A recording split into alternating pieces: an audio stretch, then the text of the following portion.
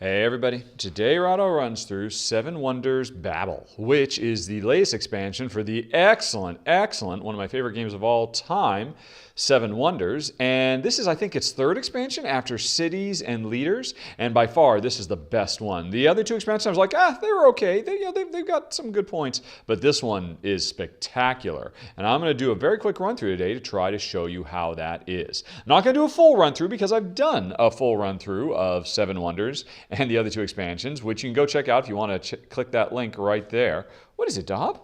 Dob, what? What? What do you want? She's just sitting here staring at me intently as if I was about to give her food or something, which I am certainly not going to do. Good girl, Dob. Okay. You're still not getting anything. I don't know what you think you're getting. All right, sorry, folks. It's just very distracting. The beagle eye. She's giving me the beagle eye. Right, what was I just saying? Oh, yeah, so anyway, if you're still here, I guess you haven't clicked that link. So let's start actually showing what Babel adds to the game. And to do that, I've actually started playing a game, and I'm just about to finish the first stage. There's only one more card that's going to be played. And hopefully this turn will actually be able to demonstrate the 2 new features that are added. The Tower and the Great Works. These are the 2 new things. Now, these are separate modules. You can turn one or both of them on when you're playing, and they mix and match with all the other expansions just as you would expect. And I'm playing with both right now. So, here's the situation. The Tower of Babel is there's another side of this board if you're playing with 4 players. I've got the 3-player side, although I'm playing 2-player. And in a 2-player game, you ignore one of these spaces to build. So I've just put here's all the tiles that are not in the game. So you can see there's a whole bunch of them, a wide variety of effects the tower has. And these are the 2 places that Jen and I can build in a 2-player game. In a 3-player game, there's 3 places to build. With more players, you flip the board over and there's more places to build. As we literally build the tower higher and higher. And every time you build a tower tile, you contribute to the building of the tower, it adds a new universal law that affects everybody. Now, at the beginning of the game, everybody engages in a draft, much like leaders, which will determine what tower tiles you have at the beginning. And after the draft was over, I ended up with this one, and Jen doesn't know I have this one. This is the first one I grabbed before she could find out. This one basically invalidates double resource spaces. So only single generators work, doubles don't. So if this law ever goes into effect, for instance, the dummy player over here and the Egyptian player has a double card, this will no longer generate goods. So if you know that you have this, you might want to focus on not getting double generators. And you know in the second age there's going to be a lot more double generators, because then when you put this law into effect, all of a sudden a lot of the goods generation doesn't work anymore. And that will affect everybody in the game until this law goes away. So this is good for me to know that there's the potential this will happen over the course of the game and nobody else knows. I also have this one. If I build this, then every build has access to 1 glass, carpet, or parchment, which can be hugely beneficial as well. And then this other one I ended up with is an interesting one. Normally, what this is saying is instead, whenever you want to build a blue card and you have to pay the cost, instead of paying the cost in stone or whatever it might be, you don't pay with resources, you pay with money. So this makes blue buildings much more expensive to build. Now in the first age, that doesn't matter because all blue buildings in the first age are free. But in the second and the third age, well, that could change things up. I mean, in the third age, the blue buildings can be really complex, requiring a whole bunch of resources. But if I get this thing into play, if I get this built in the third age, suddenly blue buildings don't cost any resources, they cost a comparable amount of money. So these are 3 game-changing rules that I could put into play. And the way I do it is, when I choose whatever card I'm going to play, like always, I can discard it instead of playing it, and instead of making money, you can still discard to make $3, but instead you can discard to get one of these laws into effect. And the more laws get played, this one comes out and then this one comes out later, the next one to come out will cover up the first one. And they keep covering each other up and the tower gets higher and higher. Now that doesn't really happen that much in a 2-player game, but you can kind of imagine with more players, the tower will get higher. Now Jen, she's got some as well. And she's actually thinking about playing one of those very soon. So you'll see that coming up. Now the other new feature is, I think they're called the Great Works. Is that what it's called? I forget. the great projects, As you can see, there is a whole bunch of them. There's a stack of tons of these things, but every time you play, there are only going to be 3. There's going to be one for the first age, one for the second age, and one for the third age. And the great project of the first age is cranes, developing crane technology. Now, the way this works is, you can see that the cranes is a green card. And, later on, and, let's see, this is a card that's not going to be in the game, but this would be an age 3 one that is a blue one, as an example. Now, the color of this means, let's see, actually, I should have set this up a little bit better. These are the 3 that I'm actually playing in the game, and here's all the other ones that aren't in the game. Let's just get these out of the way.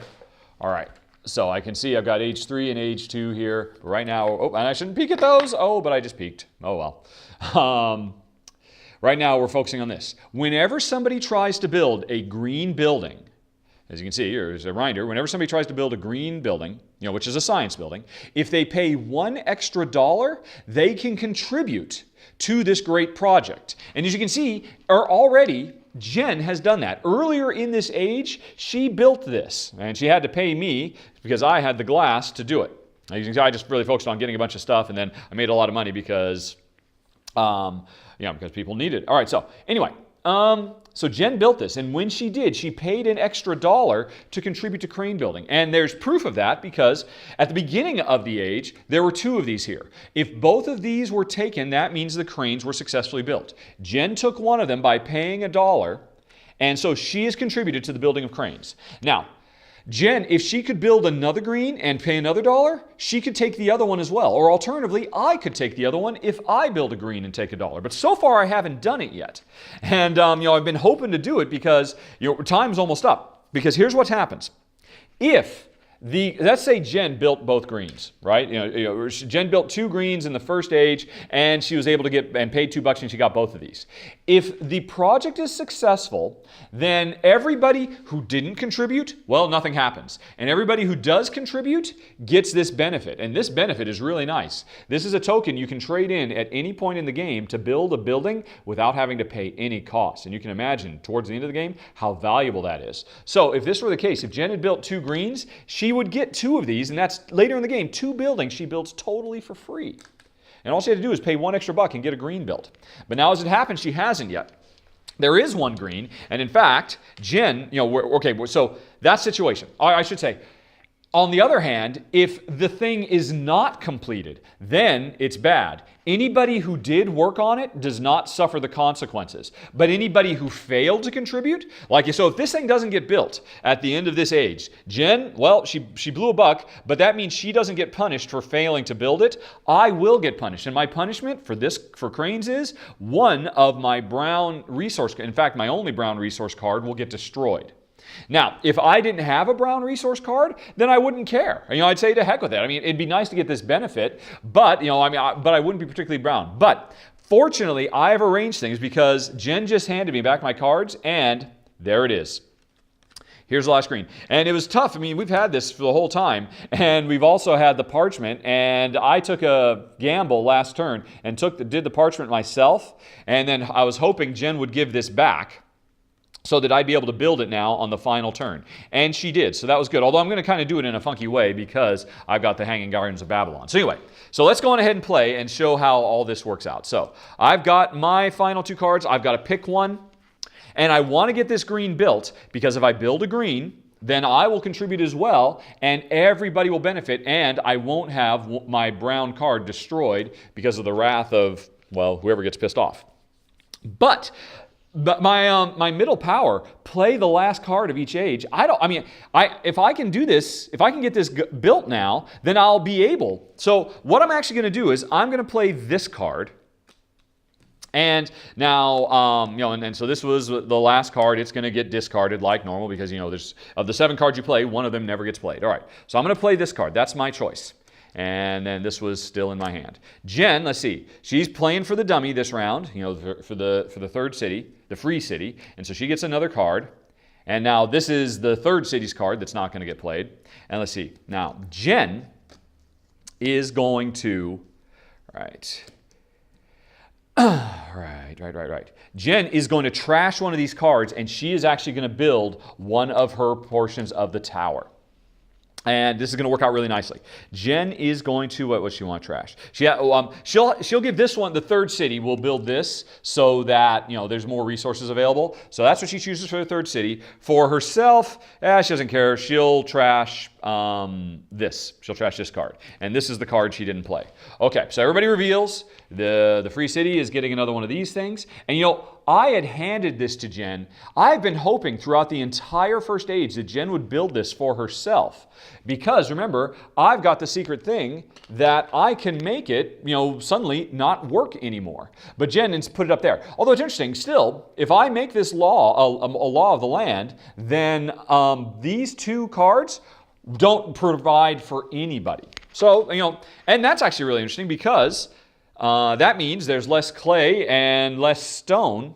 And, maybe Jen has to come over to me to get the clay if I take this clay offline, although she can still get the clay from the free city. But anyway, so Jen chose that for the free city. For herself, she is discarding this, and she is going to put the first law into effect.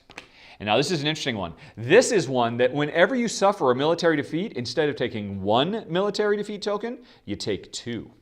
And Jen waited to do this. I didn't know she had that, but this is law on the land. It affects everybody now. And you will notice both the free city and Jen have military, and I do not. So normally, because they're both higher military, I would take -1, but now I'm going to take, -2. I take 2 of these. Now I'm going to take 4 of them. I'm going to lose 4 points because Jen slipped this law in. And it's ironic. The only reason Jen was able to build this is because I handed this to her. On the last turn, I handed her this and this, hoping that she would give me this back because she was desperate to build this. And she did, but what I didn't know was she had that tower up her sleeve. Right. So anyway, so that was Jen. So the dummy player, Jen has sacrificed one to put a law into effect. And I am basically I am building my second age. All right, and it's going to be expensive. I have the glass, but I have no wood, and so I am going to spend 2. I'm going to buy 2 wood from the free city because he's got a wood, but I also have to give 2 wood to Jen, 2 money to Jen to buy from her. So that's how I got the 2 wood. But that means I can play my last card, so I will get to play this card as well, which is the green. And you can see I have the parchment, so I knew it. So I can build that, and I have now participated as well. Just under the wire. And so there's the other card that got discarded, and we have finished the first age. Okay, since the project was completed, everybody who contributed to it gets the reward. So both Jen and I get one of these super awesome one-time build everything. And nobody suffers the penalty because we got the thing finished. So I don't lose my brown resource building. Okay, let's see, what else? So that's that. Now we resolve military like normal. Jen and the free city are both tied. They both hit me. And because of this law, instead of me taking 1, instead of me taking 2, I take 4. So I just lost 4 points. That is not very good for me. Okay, so that was the military resolved. And, oh wait, yeah, this was the other card that didn't get played. Right. And so, that was that. So, we have finished the first age. And, you see, actually, I will go a little bit into the second age. Or actually, will I? I see. Now, the thing is, you might go the entire game without building any laws at all because you don't have very many actions, and building a law takes time. And, it's not making you money or doing anything else. So, it might be worthwhile for me to still play this law. But the bigger thing is I got to worry about military because now if I stay behind in military, it's hitting me for double. But we're starting the second age, so we now get to see what is the great project of the second age. It is a river port. And now this is whenever we build yellow buildings, if we pay a buck and a carpet, we can contribute to the building of the river port. And at the end of the second age, everybody who contributed makes $6 for every contribution they did. And everybody who failed to contribute, if the river port is not completed, loses all of their money at the end of the round. So if you can work it such that you have no money at the end of the round, then you don't particularly care. But on the flip side, if you can contribute, you can make a lot of money. So, but you're going to need carpet. And I'm actually pretty happy about that because I am the only place in town for carpet. And maybe Jen, in the second age, one of those double cards is going to come out that will give out carpet. But then I can put this out so that it will be invalidated and mine will be the only place to get carpet in the world. So if Jen wants to contribute to the Riverport, she'll have to come to me. And pay me for my carpet. So this could still come in handy. And then we begin the second age. Let's see, there's my cards. I have no idea what they are. I just like pre-shuffle them and pre-stack them so I wouldn't have to worry about all that. And we're ready to go. And let's see, what did I get? All right. Oops, and I actually, silly me, I took the victory tokens. Ha ha ha ha. I'm sure people were saying, hey, that's kind of sneaky. I needed to take the failure tokens, the military loss tokens, not the military victory tokens. There we go. There's my -4 points. All right, so now we're, there's no longer a big push to build green because now we want to build yellows if possible. And I did get a yellow. I did get a marketplace. So if I build that, I could go on ahead and choose this right now because I have access to carpet, I've still got some money, and I could contribute to the Riverport. You know what? What the heck? Let's go on ahead and say I'm going to do that. That's the card I'm choosing for myself, and the rest go to Jen. Let's see, and now, so she is controlling the free city, so she draws an extra card, one to play for her, one to play for the free city. And let's see. So here's a yellow card, but is she willing? Oh, but here's a yellow card that would give her access to carpet. Now she needs, here's another yellow card. Brown, all right, oh, here's some military. Jen really wants to make sure, above all else, that she stays in the lead on military because of this law. And either I want to catch up with her on military, or I want to get 2 more laws put into effect so that this one will get eliminated. But let's see, can Jen build this thing? So she could pay. Oh, now, the other thing, Jen, right. So Jen doesn't have much money, but she can buy your regular goods from either of us for $1 less, and she can also buy regular goods from the free city for free because she has 2 discounts. If she puts this law into effect, this is another discount everywhere all around. Now, Jen, of course, won't make money for getting stuff, but that means she could buy stuff from anybody. But actually, I don't think she wants to do this because she does not want to put this law into effect because she's getting a lot of discounts. She doesn't want me to have discounts, if at all possible. Now, here's the other interesting thing. For, building these not only puts a law into effect that hopefully benefits you and nobody else, but it is worth points at the end of the game. The more laws, and because we have 3 at the end of the game, if we've built all 3 of our laws, I think that's 10 points at the end of the game. Is that right? Where is it? The end of the game. If you only build 1, that's 2 points. So Jen has scored 2 points by building this. If you build 2 of your tiles, 5 points. If you build all 3 of your tiles, it's 10 points. So that's another big deal, trying to spend the time to get all of your Babel tiles built, while also trying to meet the needs of the great works so you don't have to suffer the consequences of not contributing, while also doing all the stuff you normally do, trying to get your ages done, trying to focus on science or getting blue cards built, whatever it might be. So there is a lot more that is going on now, a lot more to think about. And let's see.